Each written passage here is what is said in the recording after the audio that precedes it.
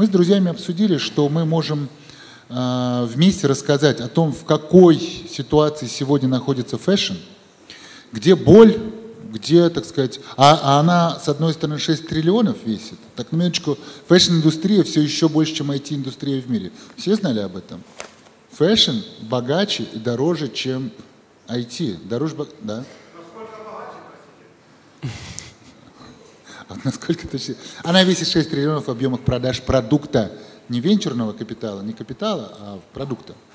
Но мы все сидим в одежде, и не у всех из нас есть там очень дорогие компьютеры. Так, и, соответственно, мы хотим описать, мы договорились с друзьями, описать вот эту боль, проблемы индустрии сегодня. Она несколько в тупике, как раз из-за инноваций, потому что конечный потребитель, он уже пользуется всеми технологиями, да? А наша фэшн-индустрия была сформирована в 50-е годы. В 50-е на показах Dior, Chanel, в 70-е уже Сен-Лоран и так далее. Да? И это капитаны индустрии, капитаны бизнеса. Вот мы в таком ключе поговорим и потом о перспективах выхода к инновациям блокчейна. Who's first? David or Martyn? Я даю слово Мартину. Hello, everyone. Здравствуйте все. Cool. So we're here to talk a bit about the fashion industry and give you an idea of a little bit of its history and where we're at the moment. So fashion is one of the world's largest industries. It has an estimated turnover of $2 trillion US. So it's huge. I mean, often when we talk to people, they think fashion's just all about pretty girls going down a catwalk, some little frock dress that one season is cool, next season is not. Governments often ignore it because they like men in grey suits who have factories and they make hard things. But fashion is one of the biggest employers in the world. In the UK, it employs 800,000 people. In England, in the UK, people think that fashion industry in the UK is finished. Everything went to China, but still nearly 1 million people are employed in the UK in fashion and retail. In the US, over 2 million people are employed directly in fashion and manufacturing. So even though it's often portrayed as something that is for women, it's not a serious business. It is a very serious business. There is a lot of investment, a lot of hard work going into it. It's also one of the biggest employers of young people and of women. It's also a very unique industry, just like music industry is a very unique industry. It has its own way of working and its own systems. And just like music, it's the way that it's happening over the last 5, 10 years, it's all changing. We've seen this with music. Once upon a time, when we were younger, or I was younger, bands produced records, vinyl, that they sold. They made their money from that. They then did a tour to promote the sales of the records. And then came Napster and other technologies, and it completely changed the way that bands, musicians earn money. It completely changed the industry. So when I was young, people would say, who is your favorite band? And I could tell them because I used to write it on my pencil case or have it in my bag and like that. These days, if you ask an 18-year-old who is your favorite band, they barely understand the concept because they do not consume music band by band. They consume music by Spotify playlists, and they listen to everything. So the whole concept has completely changed. And strangely enough, for an industry that's called fashion, it's a little bit behind the times when it comes to technology. Fashion industry has been quite slow and taking up internet, websites, a lot of luxury brands, and we were discussing a very big, important, well-known store that is well-respected around the world. And their website with sales is really shit. It's really bad, really hard to use, and it's quite unusual. So I want to tell us, or we'll both talk a little bit about what we do in this industry and some of the things that we observe and what work and things like that. So did you want to talk about yourself a bit? Hi. So I represent a trade show in Paris that happens 4 times a year during the main fashion weeks, which are the men's fashion week and the women's fashion week. First of all, I'd like to know how many people speak English here? Okay, how many people don't speak English? You can say, okay, we're going to translate for you then. So 4 fashion weeks. 4 недели моды. 4 shows. 4 шоу. About 450 designers we represent during Women's Fashion Week. 450 дизайнеров, представленных на женской неделе моды. And about 200 men's and women's during the other fashion week, which is today not only men's but a mixed fashion week. И примерно 200 на женской и мужской неделе моды. So we represent mainly emerging designers. Мы представляем много новоявленных дизайнеров, which one day become confirmed designers. Которые в один день станут известными. And we're a platform that connects these designers with buyers from all around the world, from stores all around the world, multi-brand stores. Мультибрендовые магазины. Those and press and etc. So we're very lucky to be in Paris because Paris is one of the main fashion weeks on the calendar, and we're very fortunate.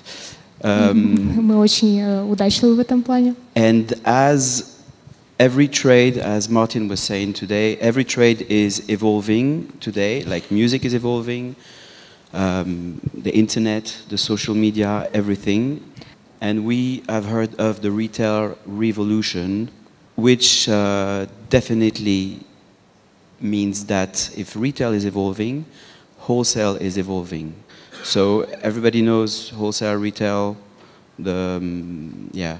So we are wholesale because we're a trade show. We represent buyers that sell their collections for wholesale prices to retail stores. Trade shows today, as fashion in general, need to reinvent themselves because the whole world is reinventing itself. So for example, the emerging designers have issues with production, with marketing, because everything today is becoming more and more expensive because of overexposure of a lot of brands. Потому что представлено слишком много брендов. On social medias, on internet. On everything. And the system is changing because brands, instead of just going like in the old days to stores and wholesaling to retail stores, they will try to sell direct to consumer through the social media, internet. So all these changes, all this evolution. That comes from the internet and from the social media needs an answer, and the answer will probably come through the internet and through the social media, but also through new technologies. And I guess that's what we're here for, to talk about this new revolution, which is okay. Martyn is going to take the lead. My fellow speaker has been very modest when he says he runs a trade show in Paris. Tranoï is known around the world. It is very famous. If you ask any designer in China, Taiwan, Japan, India, Ukraine, they will all know of Tranoï, and most of them will want to show there. He's good. Yes, what they do is important. So just to clarify, Tranoï is exhibition, it is about sales. What I do is fashion shows. So these are the showcases, the catwalks. We do it in London, which is the center of where people come to find exciting new talent, where people come to discover new ideas. It's like the Silicon Valley of fashion. It's where new things come out from. So every London Fashion Week we have 30 or 40 catwalk shows, and they're designers from all over the world. I'm showcasing 5 new designers from Indonesia. Indonesia, huge market. It's the largest Muslim population in the world. It has, 100 million, 200 million people there, and they're a huge growth area. There's a lot of money coming out of that area at the moment. Also working with a group of Indian designers. India, again, another huge growth market. 1 billion people, and even if 1% of them is ultra wealthy, that's a huge number.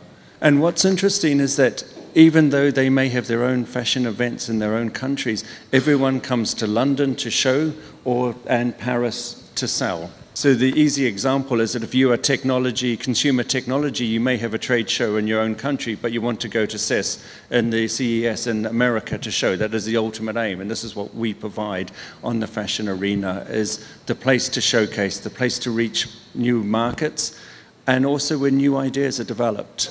Yeah. So I also work a lot with fashion weeks around the world, consult with them and advise them and about how to do things. But the world's changing, as David pointed out. For fashion, the change is coming now. It's managed to avoid it for a very long time, but change is now here, and we can feel it. We can feel the models are all changing. And I can give you a couple of simple examples. I talked to Ukrainian designers who are selling to Americans via Facebook, via Instagram, where once they would have to go via stores and wholesales and such, now selling directly to consumers. But of course, there's transaction issues, there's authenticity issues, there's a lot of problems with that. Another good example is a wonderful designer, Anna October, from Ukraine, from Odessa. So she was at a fashion week in Kazakhstan, thinking, what the hell am I doing in Kazakhstan, doing fashion show here? Who's going to buy me? Why am I here? A stylist took a photograph of her wearing her lovely dress, which was then seen by a buyer in Browns, which is one of the most influential stores in the world, who loved it, called her in, bought the collection. Next season, she picked up 10 new stores because Browns had bought her because they'd seen a photo on Instagram from Kazakhstan. Another huge area, which is also what this technology is going to be revolutionized, is people are caring about sustainability. People are caring about what the impact on other people's lives is going to be, what the impact on climate is going to be. Particularly for under 25-year-olds, it's just part of their life. They believe in it through and through. It's part of their DNA. And having some way to actually follow through from where did the fabric come from to how was it made, are those people being paid a fair wage, through to where it went. The whole consistency, transparency is going to be more and more important and an essential part of brands. So I also run graduate events. We work with Ralph Lauren, Gap, Levi's, all of these big brands, and everyone's talking about sustainability. How can we lower the impact?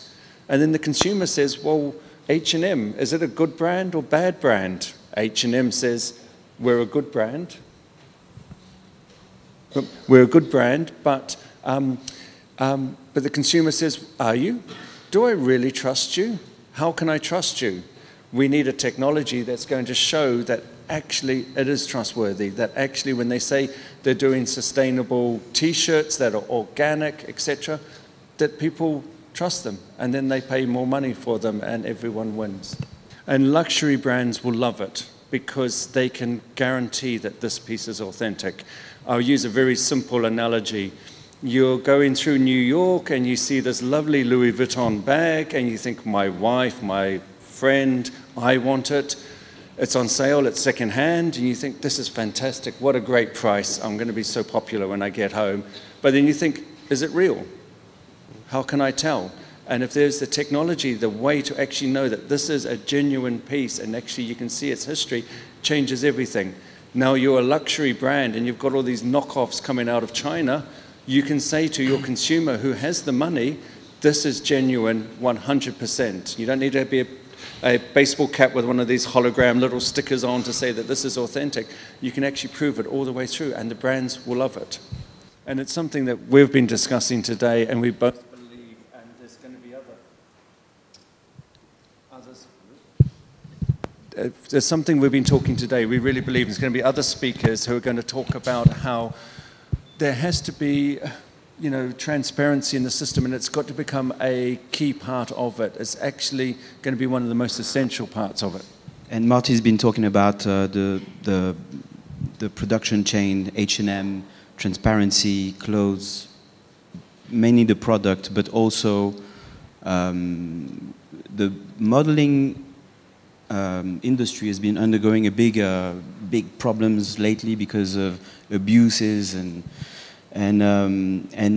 they are actually tackling the problem right now because they're doing charts about how to deal with models, underage models, you know, all these behavioral problems, and I believe we could find an answer in that blockchain thing too because of transparency. Позвольте все-таки, как криптоанархист, у криптоанархистов спросить. Если сейчас есть виртуальные технологии, виртуальный мир, зачем ехать в Париж или в Нью-Йорк или в Лондон на показ, если можно все решить в Инстаграме? Because you want to go to the parties of Fashion Week in Paris and London and New York because they're the best. But also because fashion is not just about what you see on the screen. It's also about who you meet in person, what you touch, the fabrics, the story behind the brands, the story behind the designers. На самом деле, the question was, why do we need to travel to fashion weeks instead of just looking at what's going on the screen, on Instagram or internet? And I said the parties at first, because it's very important. Я подвожу это к вопросу о комьюнити. Да? То есть какая ценность комьюнити? Когда мы говорим о криптовалютах, это скорее история про P2P, равный с равным. Ну, вот понимаете, первый вопрос, да, какая необходимость ехать в Париж и в Лондон, если все есть уже децентрализованно, виртуально и так далее, да, то ответ простой. На самом-то деле весь дигитализированный мир все равно содержит в себе контент. В данном случае Париж — это часть медиа-контента. Это реальная история встреч с людьми, как Дэвид пошутил, вечеринки в Париже, хотя в этой шутке точно есть большая доля правды, мы это понимаем. Да? Вот я приведу маленький пример. Мне интересно, Мартин расхваливал Траной.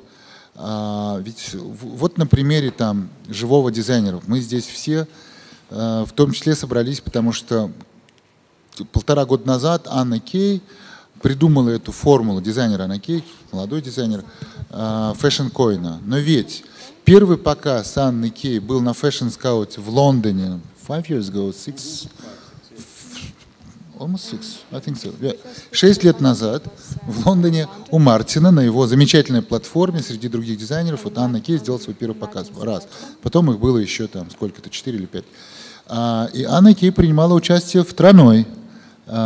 И в этой выставке, в трейд-шоу, и успешно продавалась и там в том числе. Сегодня мы все сидим здесь, то есть ведь это децентрализация, это как бы коловорот там, общения, нетворкинга и продвижения идей, это происходит и сейчас тоже. Сейчас мы вернем назад в мир эту идею с фэшн-коином, она же не для Украины, она для всех. Поэтому ведь на самом-то деле земля остается круглой, города остаются городами, люди остаются людьми, они будут больше путешествовать, больше взаимодействовать. Да? И технологии, они только улучшают то, что есть, облегчают то, что есть в части экологии, sustainability, достоверности, скорости общения и в части комьюнити. Просто вот это комьюнити становится действительно децентрализованным, глобальным, но в этой децентрализации Париж остается Парижем, а Лондон — Лондоном. И тут для нас в Киеве задача сделать в этой децентрализации Киев все более и более интересным, привлекательным, что и происходит. Смотрите, мы встретились в итоге все здесь. Я сегодня на круглом столе говорил, и здесь мы обсуждаем инвестиции с тем, чтобы привлечь их в Украину и пойти дальше опять в мир. То есть это вот такой вот комьюнити в очень широком смысле слова, очень бизнесовом. Да? То есть роль комьюнити как бизнес-комьюнити. Бизнес да, как среды, да? Да.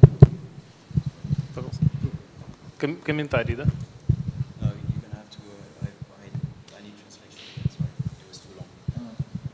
What was the question? The question was the role of community is like an environmental role, where some of interesting things happen and people communicate ideas to each other. And what kind of instruments do you need for development of such communities? You have Facebook, you have Instagram, you have Twitter, you have also smartphones. But what kind of interesting environments or innovations do you need? in 10 years, not more. Yeah, okay. Sorry, thank you. Okay, there's Facebook, there's Instagram, there's all the social network. It's all B2C mainly. Okay, B2C, B2B, everybody, okay. It's all B2C, it's a little bit B2B, but our industry definitely needs some more tools to develop and in order to give the designers and the buyers more possibility to link. And that's what the community is. And there are tools today that have been developed in order to help this, this connection between the two parties, the buyers and the designers. Нам нужно больше инструментов для этой связи. But we're gonna need some more developing because the problem keeps evolving every day with everything. It's a microcosm that's evolving every day. So all the tools need to evolve every day and catch up with the speed of things and the speed of internet. Hashtag blockchain. There's also the other element that's coming more and more is it was not that long ago that magazines, and not the shops, but the publications were very powerful. And I can tell you in London, from the 20-year-olds that we employ that work with us, no one reads magazines under 25 years old. So instead, they're looking at social media and they're getting their cues there. They're getting their inspiration and advice from social media. You look around this room and anyone under 30 at this moment is on their phone. And so how do we harness that? Because if you've got these great consumers but are also generating content, how can we harness that for brands to enable people to sell to each other or to influence sales if the role of magazines has changed and it becomes less important? How do people choose what to wear? Where is their inspiration coming from these days? So much from social media. How can we empower a 20-year-old in New Zealand to do something to post, to encourage or to show, and how do we reward that person? And there's really interesting possibilities there that suddenly you can have these people in Ukraine and they can be so stylish and people around the world are following and they're inspiring people around the world. Brands are making sales out of that. How can we make all of this work together? And it's a really interesting possibility. And what I close on is never underestimate the power of fashion, of clothing. It is the one thing that everyone on this planet does every single day. Not everyone brushes their teeth, not everyone has a shower, not everyone goes to work. Everyone gets up and puts on some form of clothing. And even the people in this room who may think fashion is not important, that they're not influenced by fashion, you are. Last night at a little reception that was happening, there was a guy, we were talking to a gentleman from investment bank, he was wearing a suit. The person I was talking to said, I'm so glad I don't have his job, I hate wearing suits, I like to not wear suits. Oh yeah, the suit, what the guy was wearing was subject to fashion. If fashion is not important to, typically it's men who think this, it's not important, come in, wear a red dress, because you say fashion is not important, so you can happily wear a red dress. It's not important. So it affects us all. It has great potential. There is big change afoot. Who's going to lead this change? И изменения грядут большие, и люди, которых коснутся эти изменения, тоже много. Спасибо. Мы на этой оптимистической ноте будем подходить к концу, и мы возьмем всего лишь один вопрос из зала, поэтому кто первый руку поднимет, тот получит право задать этот вопрос. Если никто не поднимет, все боятся. Окей. Да, есть вопрос все-таки из зала, мы его возьмем. Еще пару лет назад проходил круглый стол на одном из фэшн-мероприятий, и там как раз обсуждалась проблема, скажем, захода украинских дизайнеров в диджитал, да? И как казалось, что вот сейчас они придут, скажем, в диджитал, начнут приобщаться к онлайн-торговле, и дела пойдут гораздо лучше, потому что в магазины уже не так ходят, аренда дорогая, а здесь это короткий путь к потребителю. И проблема состояла в том, что на круглый стол пришли практически все руководители крупнейших онлайн-площадок, которые есть в Украине, я имею в виду там Le Boutique, Le Femme и так далее, а организаторы ивентов в сфере фэшн-индустрии.